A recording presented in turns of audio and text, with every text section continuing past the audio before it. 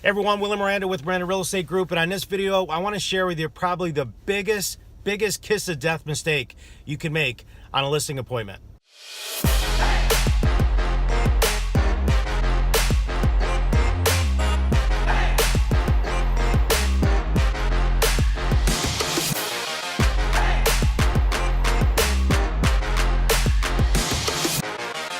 Hey, so last night I had a great conversation with two of my newer agents here coming into the business, and we were talking about pricing a home, and more importantly we were talking about the listing appointment and some of the do's and don'ts when sitting down with a seller and talking about price.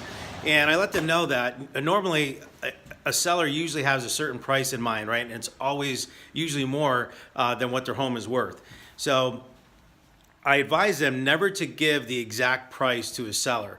In other words, go over your comparables, try to limit it down to 5 or 6 properties that really match the criteria of their home, and then really just try to show them and explain to them how you came to those comps, right? Just like an appraiser would.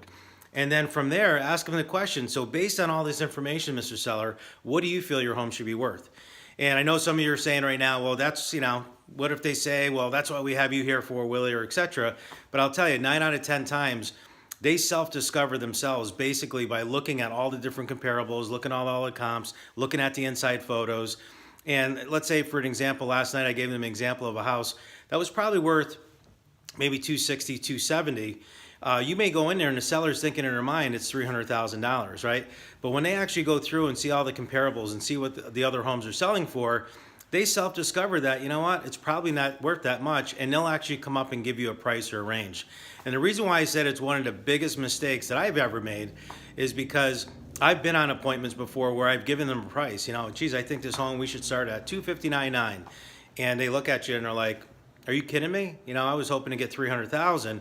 And then what happens, you have another agent that may come in behind you and they'll tell them, yeah, sure, we can get it sold for $300,000, and they end up buying that listing, right? So you end up losing that listing appointment. So always start off with a range. Let them know that buyers look in $25,000 increments, right?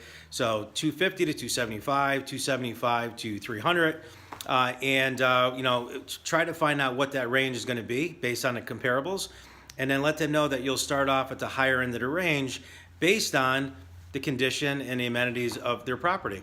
And it just makes more sense. I've had a ton of success doing it that way versus just coming out with an exact price.